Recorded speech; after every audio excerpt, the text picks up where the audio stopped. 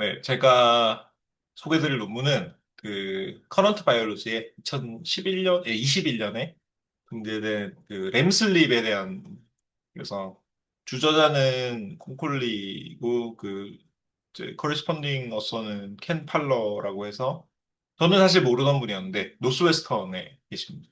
가까운 곳에 계시더라고요, 저랑. 어, 사실은 제목에 약간 속았어요.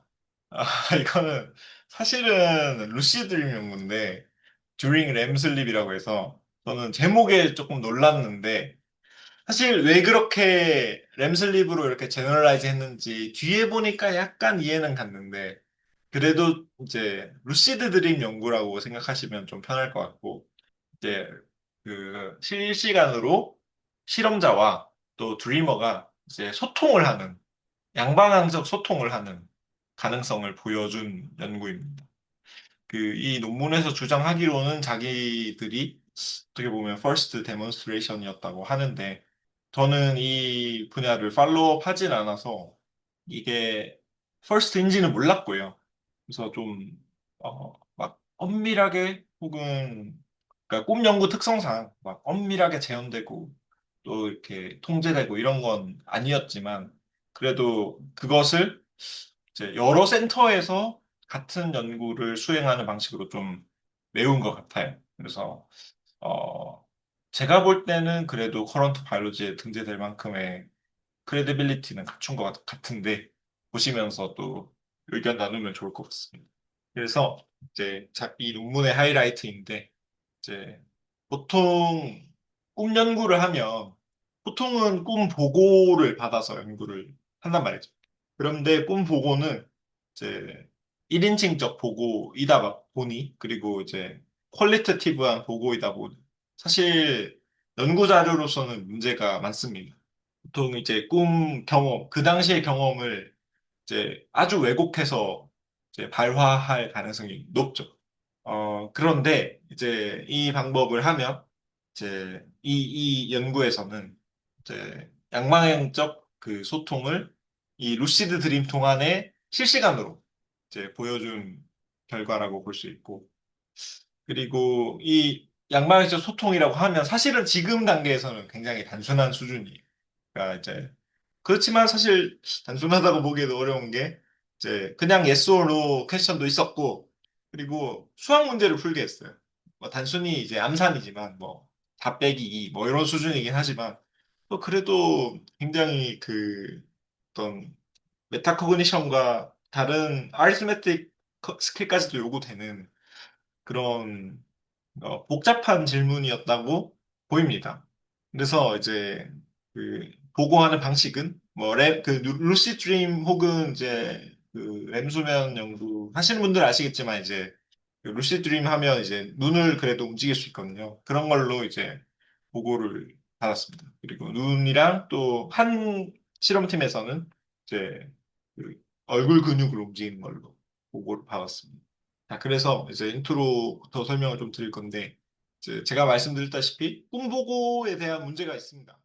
그래서 그리고 그 꿈 디코딩을 하려는 연구들도 있잖아요. 그거 그 fMRI나 아니면 EEG 같은 걸로 이제 꿈을 꾸는 중에 뇌를 찍고 그걸 디코딩 하는데, 그건 이제 슈퍼바이즈 러닝을 할 텐데, 어, 그 슈퍼바이즈 러닝 할 때 쓰는 자료 역시 드림 리포트란 말이죠. 그러면 드림 리포트도 사후적인 거기 때문에 디스토션이 되어 있을 확률이 높기 때문에 그래서 이제 리얼타임으로 소통하는 것이 이제 굉장한 사이언티픽한 프로버빌리티를 제공할 수 있다. 이게 이 사람들 주장이고. 그래서 이제 루시 드림이라는 건데 루시 드림 뭐 자각몽이라고도 하고 이제 그 꿈 연구에서 굉장히 그 어떤 특수한 사례로서 이제 연구를 80년대부터 그 라버지 같은 분들이 많이 하셨는데 이제 그 인지적으로 얘기하자면 이제 메타코그니션이 꿈속에서 일어나는 거라고 볼 수 있어요.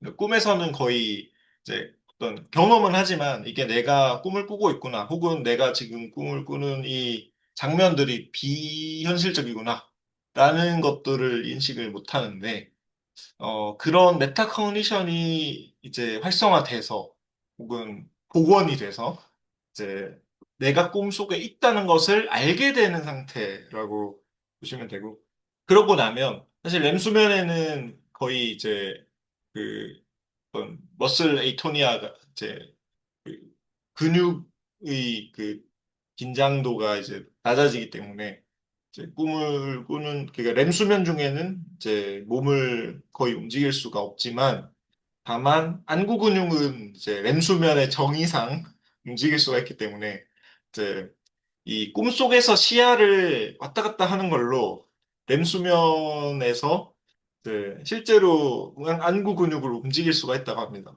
그래서 이제 그 특수한 그 꿈 상황으로서 이제 연구를 많이 이제 연구자들 해왔고 그 상황에서 이제 지금 이 연구진은 어떤 식으로 했냐면 이제 그 총 4개 집단에서 연구를 했거든요. 프랑스랑 독일이랑 네덜란드랑 미국. 그래서 각각 조금 연구 조건이나 이런 것들이 다르긴 한데 이제 실제로 루시 드리머라고 이제 막 인터넷 커뮤니티도 있고 그러죠. 이제 실제 많이 훈련해서 루시 드림을 자유자재까지 아니어도 굉장히 자주 꾸는 사람들. 그리고 어떤 한 경우에서는 이제 그 나르콜랩시가 있어서 나르콜랩시가 한국어로 제가 잊어버렸는데 그 이제 그냥 데이타임에 계속 램 수면에 빠지는 상황. 이 사람이 이제 자기의 어떤 시츄에이션에서 루시드 드림을 훈련을 해서 아 이게 내가 꿈이구나를 이제 그 리얼리티 모니터링 하는 거를 훈련을 한 환자가 있었대요. 이분을 또 채용한 경우가 있었고 그리고 이제 그 루시드 드림을 경험한 적이 없지만 이제 이 스터디를 위해서 훈련을 시킨 경우도 있었습니다. 훈련이 가능하다는 게 좀 신기했는데 그 훈련 방법에 대해서 뒤에 좀 말씀드리겠습니다. 그래서 이제 램 수면 중에서만 이제 거의 시도를 했고요. 그리고 좀 중요한 점인데 내가 그 시험 실험자가 어떤 질문을 던질지 이제 피험자에게 알려주지 않았습니다. 그러니까 이게 좀 중요한 부분이라고 생각이 되는 게 이제 그 내가 정확히 어떤 질문을 던질지 혹은 어떤 반응을 기대할지를 알게 되면 굉장히 바이어스가 걸릴 것 같거든요. 그리고 그, 어, 비판을 많이 받을 수 있을 것 같은데, 그러니까 이제 암산 문제나 아니면 뭐 yes or no 퀘스천을 던질 때 이제 어떤 문제를 풀어야 될지, 물론 이제 이게 수학 문제를 풀게 될 겁니다 정도는 알려줬지만 정확히 어떤 걸 낼지는 알려주지 않고 랜덤으로 했습니다. 그렇기 때문에 이제 좀 이게 그냥 자동적인 반응이었다. 이렇게는 좀 볼 수가 없어지는 거죠. 그래서 이제 그 일단 이게 뭐 뭐 어떤 그룹을 이제 계속 판 게 아니라 이제 여러 연구 집단에서 한 거를 종합한 결과가 보니까 일단 서머리부터 보여드리면 이제 총 연구에 이제 포함된 피험자 수는 36명이고 이제 미국이 제일 많죠. 미국이 제일 많은데 이 집단에서는 이제 일주일에 한 번 정도는 루시드 드림을 꾸는 사람들을 이제 그 모집을 했고 독일에서는 이제 좀 숙련된 루시드 드리머를 사용했어요. 그래서 이제 루시드 드리밍 하는 메소드도 좀 다들 달랐어요. 이제 타겟티드 루시디티 리액티베이션 요걸 설명을 드릴 텐데 요것도 좀 재밌었고 이제 wake to bed 메소드 뭐 이런 것도 있었고 어쨌든 이제 태스크도 아까 말씀드렸다시피 그 수학 문제 그리고 yes or no question 이런 것들을 봤습니다. 그래서 이제 그 지금 이거는 이 뒤에 숫자들은 이제 총 이 수면 횟수예요. 이제 총 재운 횟수, 이제 피험자 다 포함. 그리고 이제 램 수면이 있었던 횟수. 그리고 이제 SVLD는 이제 그 시그널 베리파이드 루시드 드림이라 해서 이제 루시드 드림에 들어가면 이제 요러요러한 페이셜 무브먼트를 합시다. 아이 무브먼트를 합시다라고 이제 합의를 하고 들어간 거죠. 이렇게 그러니까 예를 들어 루시드 드림이면 눈을 좌우로 3번 움직이세요. 라고 규칙을 정하고 들어갔고 루시드 드림을 유도를 했을 때 실제로 그런 그 반응이 있었던 세션이 이제 렘 수면 중에 예를 들어 지금 미국 같은 경우는 절반 정도. 그 독일은 좀 많이 낮죠. 그리고 그 속에서 이제 양방향적 소통을 시도한 횟수가 이제 31번, 뭐, 50번, 뭐, 이렇게 있었어요. 왜냐하면 이제 그 여러 질문을 낼 수 있기 때문에, 그러니까 이제 루시디티가 확인이 된 이제 램 수면 중에 여러 질문을 낸 거죠. 요것에 대한 결과를 보여드리겠습니다. 그 전에 이제 루시디티를 도대체 그러면 유도를 할 수 있는 거냐? 사실 뭐 루시드 드리밍 뭐 커뮤니티 같은 데 가면 이렇게 많이 있을 것 같은데 이제 좀 재밌었어요.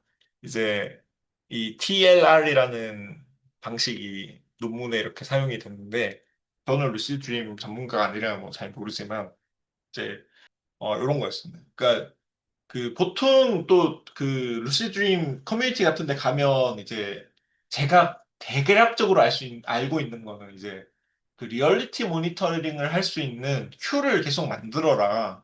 그러니까 그 요소리가 들리면 뭐 꿈이 아닌 걸 알아차려라. 뭐 이런 식의 꿈인 걸 알아차려. 그러니까 요소리를 인지하면 루시드해져라. 뭐 이런 이제 큐를 이제 깨어 있을 때 계속 기억하고 그러고 나면 이제 이게 꿈인지 아닌지 내가 그 메타 커그니션을 회복하는 뭐 그런 걸 이제 연습을 하는 거였는데 여기서도 비슷한 형식을 사용했습니다. 그래서 이제 뭐 소리 같은 거를 음을 세 개를 들려주고 뚜뚜뚜 뭐 이렇게 들려주고 그거를 깨어 있을 때 들려주면서 이제 이거를 루시드 스테이트과 연결시키게 훈련을 했어요. 사실 루시드가 이제 깨어 있는 것도 루시드 한 거니까 이거를 듣는다는 건 너가 깨어 있다는 거야 라고 이제 훈련을 한 거죠. 그래서 15분 동안 이제 그 소리를 15분 정도 15번 정도 들려주면서 이제 제가 아까 말했다시피 이 시그널을 이제 노티스를 하면 이제 루시드해집니다. 이렇게 프롬프트를 계속 준 거예요. 그리고 이제 이 실험 그 미국에서 같은 경우는 이제 아침에 이제 일어나자마자 연구실에 와서 다시 낮잠을 잔 거예요. 낮잠이 아니라 거의 아침잠이죠. 그러니까 보통 이제 루시 드림이 아침에 다시 억지로 잘 때 일어나거든요. 이제 저도 그런 적이 있는데 어쨌든 어 그래서 이제 피험자들이 다시 잘 때 이제 15분 동안 이렇게 조용히 누워서 이런 뚜뚜뚜 소리를 들으면 15분 내에 거의 잠이 들었다고 합니다. 그리고 그 잠이 드는 동안에 이제 렘 수면이 감지가 되면 요 소리를 들려주고 루시 드림을 유도를 했다고 해요. 그래서 지금 뒤에 있는지 모르겠는데 이걸 보면 지금 이 사례에서는 한 1시간 반 정도 낮잠을 잔 거거든요, 이 사람이. 그러니까 렘 수면은 아시겠지만 이제 수면의 좀 후반부에 찾아오거든요.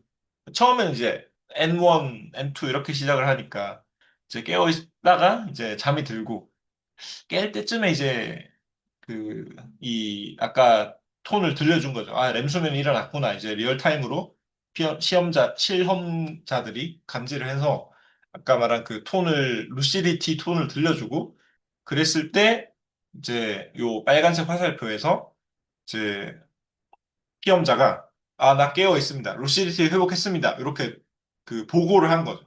요 안구 움직임에 대한 EEG 시그널인데 EOG 시그널이죠. 사실 안구에 대한 근육 신호입니다. 그래서 이 사람이 두 번이나 보고를 한 거예요. 나 깨어 있습니다. 깨어 있습니다. 그래서 이제 이 시점에 그 실험자가 8 빼기 6은 이렇게 했습니다. 그래서 시험자가 눈을 두 번 움직였어요. 그 다음에 한 번 더 8 빼기 6은 두 번 움직였어요. 왜 또 806을 물었는지 모르겠는데 어쨌든 이런 식으로 진행이 됩니다. 그래서 이게 TLR이고 그리고 독일은 왜 이렇게 했는지 모르겠는데 굉장히 어려운 방식으로 했어요. 저는 정말 못할 것 같은데 말도 안 되는 식으로 했는데 뭐냐면 그 숫자에 대해서 모르스 부호를 외워야 했어요. 그래서 깨어있을 때 그 3 빼기 2에 대한 모르스 부호를 외워요. 그러니까 3도 모르스 부호가 있고, 2 빼기도 있고, 뭐 그 숫자들과 연산기호에 대한 모르스 부호를 외워서 그거를 깨어있을 때 계속 연습을 해요. 그러니까 소리로도 들려주고 그 모르스 부호를 그리고 빛 깜빡임으로도 보여줍니다. 그래서 그거를 보고 눈으로 보고하는 눈으로 보고할 때도 모르스 부호를 써야 돼요. 그래서 왼쪽은 그 모르스 부호가 이제 짧은 거 똑 있고 또도 긴 게 있잖아요. 똑똑똑 이렇게 있잖아요. 똑은 이제 오른쪽 보기, 짧은 거는 왼쪽 보기 해서 이 모르스로 답을 해야 했어요. 근데 상당수가 실패했고, 그러면 그냥 이제 숫자 보고 할 때 이제 만약에 답이 3이다 그러면 왼쪽 오른쪽 세 번 왔다 갔다 이렇게 하는 걸로 바꿨는데, 뭐 어쨌든 되게 복잡한데 모르스부를 사용하는 게 굉장히 인지적으로 부하가 많이 걸릴 텐데 굉장히 신기했고, 이 사람들이 유도한 방식은 이랬어요. 일단 그 피험자들을 한 2, 3일 동안 이제 연구소에서 재우게 합니다. 그리고 그 밤에 자는 동안에 이제 한 4, 5시간 정도 잔 이후에 첫 렘수면에서 깨워요. 깨워서 45분 동안 깨어있게 하고 그 수학 문제를 연습을 시킵니다. 그리고 다시 재워요. 그리고 수학 문제도 훈련하고 루시디티 연습도 해요. 루시디티 연습이 뭐였는지 제가 정확하게 지금 기억이 안 나는데, 어쨌든 깨웠다가 다시 재우기예요, 이건. 그러니까 사실상 아까 말씀드린 그 아침잠 자기랑 비슷한 거죠. 아침잠도 거의 렘수면 하다가 깨니까 거기서 다시 하면 이제 루시디티가 생기니까 이것도 4.5시간 자고 깨워서 한 1시간 좀 깨어 있다가 다시 자기입니다. 대신 이건 장점이 이제 밤에 깨웠으니까 그 실패해도 더 재울 수 있어요. 그래서 낮에는 낮잠 자면 다시 자기 힘든데 이제 이 경우는 이제 지금 보시면 나오지만 그 밤이 끝날 때까지 계속 반복된다. 근데 과제가 너무 어렵다. 제 생각에. 그래서 이제 보여드린 게 이제 이게 이제 피겨들이 4개, 5개 있는데 다 요런 그 어떤 발췌된 신호예요. 성공 사례를 보여줬어요. 물론 실패 사례도 서플에 있는데, 근데 재밌는 게 이제 같이 좀 봤으면 좋겠는 게 이게 꿈 레포트거든요. 이제 이러고 나서 요즘에 깨웠겠죠? 웨이크니까. 깨우고 이제 꿈을 뭐 꿨는지 물어보면 이렇게 답을 했다고 해요. 아, 주차장에 있었고 비디오 게임을 하고 있었는데 그러다 보니 아, 이거 꿈이구나를 알아차렸고, 그리고 근육에 대한 컨트롤을 잃었다. 그리고 뭐 굉장히 시끄러운 소리를 들었다. 그 다음에 이제 어, 수학 문제를 들었는지 물어봤다. 그랬더니 피험자가 문제 3개를 들은 것 같다. 그리고 2라고 답했다. 근데 첫 번째 게 뭐였는지 모르겠다. 근데 마지막 게 8 빼기 6이었던 거 기억난다. 그러니까 이제 꿈속에서 문제를 기억을 한 거죠. 듣고 이제 답한 것까지 한 겁니다. 꿈속에서. 이게 잠깐 깨서 이렇게 하고 잔 게 아니라 꿈 에피소드 속에 이제 포함이 된 거죠. 굉장히 신기했고요. 이제 젊은이의 경우인데 이제 지금 보시면 나오지만 이제 램 수면 중에 아마 여기서 깨운 것 같아요. 그래서 이제 좀 깨어 있다가 다시 재워서 이쯤에 실험을 한 것 같은데, 이 경우에도 이제 지금 보시면 모르스 부호로 줬습니다. 4-0은 그래서 4로 답을 했습니다. 도대체 이걸 어떻게 할 수 있는지 모르겠는데, 이제 이 사람의 꿈 보고를 보시면 뭐 이제 메디컬 프랙티스를 하고 있었다. 근데 지금 이 경우에는 독일은 이제 그 이 모르스 부호 소리를 소리로도 들려주고, 신호를 소리로도 들려주고, 어떤 사람은 이 침대에 테두리를 쳐서 LED 스트립을 쳐서 침대를 확 밝게 하는 식으로, 침대를 깜빡이는 식으로도 했어요. 그러니까 이 사람은 침대가 깜빡여지는 경우입니다. 그랬더니 이제 이 사람은 꿈속에서 어떻게 나타났냐면, 뭔가 프랙티스를 하고 있었는데 빛이 깜빡였다. 그리고 이 플래싱 시그널이 어, 외부에서 오고 있다는 걸 알았다. 그리고 사라고 눈으로 보고 했다. 그리고 어, 내 깜빡일 수 있는 뭐 도구를 찾았고, 그리고 물병을 하나 집어들었다. 근데 그 다음에 내가 또 다른 신호를 봤는데 뭐 알아볼 수가 없었다. 그러니까 사실 이 사람은 요거밖에 못 맞췄거든요. 그리고 뭐 제가 생략을 했는데 막 답을 하려고 하고 막 물병도 깨지고 막 이렇게 못 알아보고 있는 상황이 나와요. 그래서 막 좌절하고 있으면서 이 구름을 올려다 봤는데 막 구름도 막 이렇게 막 끔뻑거리고 되게 빨리 움직이고 그리고 어쨌든 플래싱을 내가 식별할 수 없었다. 너무 빨라서 식별할 수 없었고 그치만 수학 문제인 건 알 수 있었다. 뭐 이런 식으로 이제 꿈속에 그 청각 자극뿐만 아니라 시각 자극도 이렇게 그 펄미에이트 한다. 이런 것들을 볼 수 있어. 이제 프렌치의 사례는 이 사람은 아마 제가 기억하기로 이제 나르콜랩시 환자였어요. 기면증 환자였고 이제 이 사람은 뭐 유도를 안 해도 그냥 스폰테이니어스하게 되기 때문에 이제 이 사람은 보고를 할 때 눈으로 한 게 아니라 이제 요 안구 근육이 아니야. 그죠. 안면 근육으로 했습니다. 그래서 이제 예스면 뭐 이 근육, 노면 이 근육으로 움직이도록 이렇게 했는데 이제 이 자기에 대한 오토바이오그래픽한 메모리를 물어봤어요. 이제 뭐 풋볼을 봅니까? 그리고 초콜릿을 좋아합니까? 뭐 이렇게 한 거죠. 그랬더니 이제 꿈에서는 어떤 걸 경험했냐? 파티에 있었는데 퀘스천을 묻는 걸 들었다. 아마 마치 이제 무슨 신이 그 목소리를 막 하늘에서 목소리가 들린 거. 그래서 외부에서 목소리가 들려왔고 무슨 그 무비의 내레이터 같았다. 그래서 초콜릿을 좋아하는지 물었고 뭐 했고 그래서 되게 깊게 생각하는 내용들. 스페니쉬를 할 수 있는지 물었는데 이제 어떻게 답해야 될지 모르겠다. 왜냐하면 스페니쉬에 능숙하지 않지만 좀 알기 때문이다. 어쨌든 뭐 노라고 하기로 대답 결정하고 파티하러 돌아갔다. 이렇게 얘기합니다. 그래서 이제 뭐 깬 게 아니라 아까 말했지만 깬 게 아니라 꿈에서 그냥 소통을 한 거죠.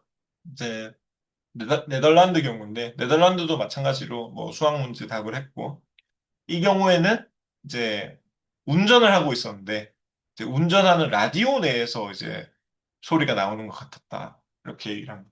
그래서 이제 서머리를 보면 이건 이제 좀 뭔가 퀄리테이티브한 얘기니까 이제 사례에 대한 어떤 좀 정량적인 요약을 보면 아까 말씀드렸다시피 이제 총 158번 시도를 했는데 이제 correct response는 약 20%, incorrect는 3%.